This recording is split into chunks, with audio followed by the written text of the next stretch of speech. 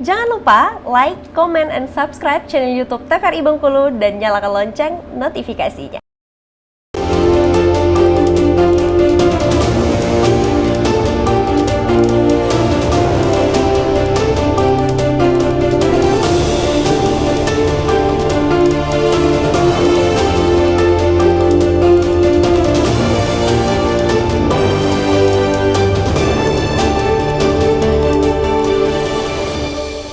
Assalamualaikum warahmatullahi wabarakatuh. Halo pemirsa TVRI Bengkulu, apa kabar Anda? Semoga selalu dalam keadaan sehat dan tentunya masih semangat dalam menjalankan aktivitas hingga saat ini. Pemirsa TVRI Bengkulu, senang sekali saya Afriko Zuhri kembali menjumpai Anda tentunya dalam Berendo. Dan kali ini kita akan membahas tema menarik. Tema kita pada hari ini membahas terkait dengan penataan dan pengelolaan wisata Pantai Panjang.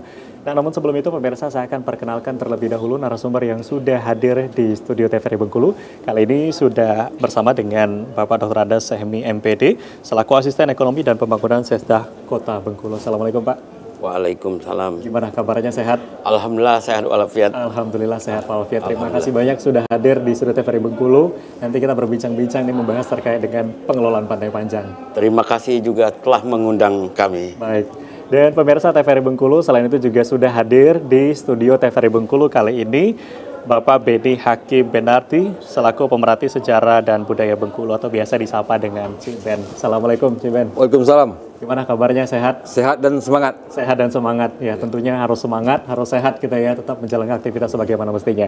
Terima kasih banyak Cik Ben sudah hadir di studio TVRI Bengkulu. Dan pemirsa, berkaitan dengan tema kita pada hari ini terkait dengan pengelolaan Pantai Panjang. Nah, seperti kita tahu bahwasanya Kota Bengkulu ini mempunyai potensi wisata yang sangat potensial nih. Salah satunya adalah Pantai Panjang. Ini yang menjadi ikon dari masyarakat Bengkulu juga. Pantai Panjang ini terletak di sisi barat Kota Bengkulu yang memang jaraknya kurang lebih 2 km dari letak Kota Bengkulu ya. Ini menjadi tempat ataupun destinasi yang bisa dikunjungi oleh masyarakat ataupun wisatawan yang akan berkunjung ke Provinsi Bengkulu. Nah, namun selain itu kita akan membahas bagaimana penataan dan pengelolaan Pantai Panjang saat ini yang dikelola langsung oleh pemerintah Kota Bengkulu.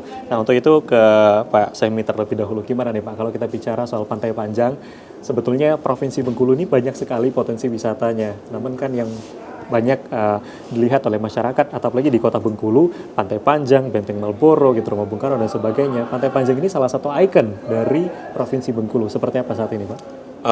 Alhamdulillah, yang pertama bahwa pengelolaan Pantai Panjang ini telah diserahkan sekitar 10 hari lalu dari Gubernur Bengkulu ke Pemda Kota Bengkulu. Kita tidak menyia-nyiakan waktu, langsung dari wali kota membentuk tim terpadu bagaimana mengelola Pantai Panjang Bengkulu dan penataan Pantai Panjang Bengkulu. Yeah. Di dalam sebuah konsep yang kita bangun, bagaimana pariwisata kita itu menjadi salah satu kekuatan ekonomi kita di Kota Bengkulu. Karena seperti yang Dinda Apriko sampaikan bahwa Pantai Panjang ini kalau dibandingkan daerah-daerah lain, termasuk Ibu Kejari kemarin ngomong, Ibu Kejari ini ya salah satu orang dari Bali ya. Dia bilang gini, bahwa Pantai Panjang itu tidak kalah dengan pantai yang ada di Bali. Tetapi persoalannya adalah pengelolaan. Bagaimana sampah, bagaimana penerangan. Nah, ini yang jadi persoalan. Nah, kemudian dari konsep yang telah kita buat, mulai dari Pasir Putih, itu sampai ke Kota Tua, itu identifikasi, baik itu sejarah, sosial masyarakat, geografis, dan kepentingan-kepentingan lainnya, misalnya bisa jadi itu untuk hankam dan sebagainya. Maka sudah kita petakan. Petakan dari Pasir Putih sampai ke pantai Kota Tua, maka kita ambil sepotong dulu. Kalau makan kue ini pinggir-pinggirnya dulu. Kita dari Pasir Putih sudah memplot sampai ke Hotel Merah Putih atau X dari Hotel Rafflesia. Itu mulai dari depan HW Beliar sampai ke depan marina itu akan kita jadikan zona itu kosong semuanya. Oke. Itu akan kita buat pantai, itu taman, dan di situ untuk kepentingan publik. Karena selama ini space untuk publik itu datang aja, ya terbatas, sangat terbatas. Nah, persoalan bagaimana menata teman-teman kita yang sudah ada jualan di situ. Ya, ya. Kemudian kita identifikasi juga persoalan apa saja di situ. Wilayah-wilayah di situ ada yang pegang 25 meter, ada yang 50 meter, ada bahkan lebih dari itu. Ya. Tetapi kita action research atau kajian tindak kita ke lapangan, ternyata mereka rata-rata hanya 200-300 ribu pendapatan dengan lahan yang sebesar itu. Ya. Tentu ada persoalan di sini. Apa sebabnya? Masuknya dikit gitu. Ya, ya. Apalagi dari parkir. Ya. Setelah kita cek di situ, ternyata di dalam itu banyak juga warung remang-remang. Remang-remang ini, iya dia tidak jual tua, tidak jual minuman keras. Tapi kesannya, karena ada 1-2 yang jualan yang kayak gitu, maka orang datang juga mikir-mikir. Berdampak akhirnya. Ya, berdampak secara sosial di situ. Kemudian kita identifikasi dan kita petahkan secara sosial, Ya. kependudukan itu rata-rata pendatang.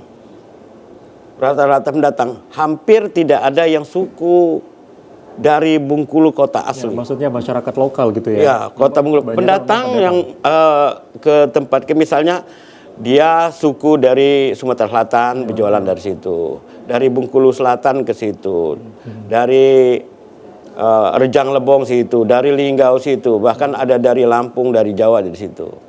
Dan ini tidak ada yang mengorganisir. Ada memang dinas pariwisata membuat lapak-lapak itu, tetapi lapak-lapak itu malah kosong, yang bagus malah kosong. Ini ada apa gitu?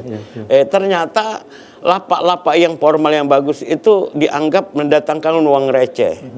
Yang uang mahal itu tempatnya adalah di tempat musik-musik yang warna-warni kalau malam itu. Nah, kita identifikasi itu, kemudian setelah diserahkan ke kota, kita lakukan beberapa IGD, diskusi. Pak Dandim ada 2 kali datang, 3 kali datang ke Pak Kapolres, kemudian bersama sampah sampai Pak Wali juga masuk ke situ, ketemu ke tempat yang remang-remang itu. Ternyata di situ dampaknya dengan kita mempersiapkan generasi 2045. Ya, memang kalau kita melihat sekarang untuk proses dari pengelolaan Pantai Panjang sendiri ini sudah dialihkan ke kota gitu ya Pak. Ya, memang sudah ada peninjauan yang dilakukan. Ya. Bagaimana tadi melihat permasalahan-permasalahan yang terjadi. Ya. Baik itu dari penerangan, kemudian ruang terbuka dan Ya. sebagainya. Ya. Nah, kalau dari Cik Ben sendiri selaku pemerhati sejarah dan budaya nih, kalau melihat sebetulnya tadi kita Bengkulu sendiri memiliki potensi yang luar biasa ini ya. Salah satunya adalah Pantai Panjang. Cik Ben melihat seperti apa nih? Potensi Pantai Panjang itu bagus, kata Bapak tadi. Ini memang bagus. Ya, ya. Pantai Panjang itu datanya 7 km. Cuman saya agak kaget tadi. Pantai Panjang itu dari Pasir Putih sampai ke Pasar Bengkulu. Oke?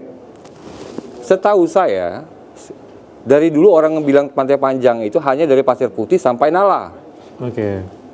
Horizon. Panjang, ya. Itu Pantai Panjang gitu. Masuk ke Berkas itu bukan Pantai Panjang lagi. Dalam catatan memang dikatakan Pantai Panjang itu 7 km, terpanjang se-Asia Tenggara. Iya. Oke? Sekarang kita mau bangun itu, mau tata itu sebagai objek wisata. Tentunya objek wisata bahari. Iya. Konsep itu udah lama. Iya, iya. Tahun 82, ya, turis udah banyak masuk. Iya. Di bawah Nala itu orang bisa mandi. Jadi maksud saya itu faktor historinya juga dipertimbangkan kalau itu menjadi objek wisata bahari nanti ditata. Faktor sosiologinya, faktor geografinya. Dulu Pantai Panjang itu banyak pohon. Sekarang yang perlu kita pertanyakan, waktu itu menjadikan objek wisata, apa maskot yang ada di Pantai Panjang? Ternyata nggak pernah diungkap oleh pemerintah daerah. Oke, ini menarik ini terkait dengan bagaimana histori dari Pantai Panjang. Nanti akan kita bahas kembali setelah jeda pariwara, Pak. Baik pemirsa TVRI Bengkulu, jangan kemana-mana. Kita akan kembali usai jeda pariwara berikut ini, tetaplah di Brendo.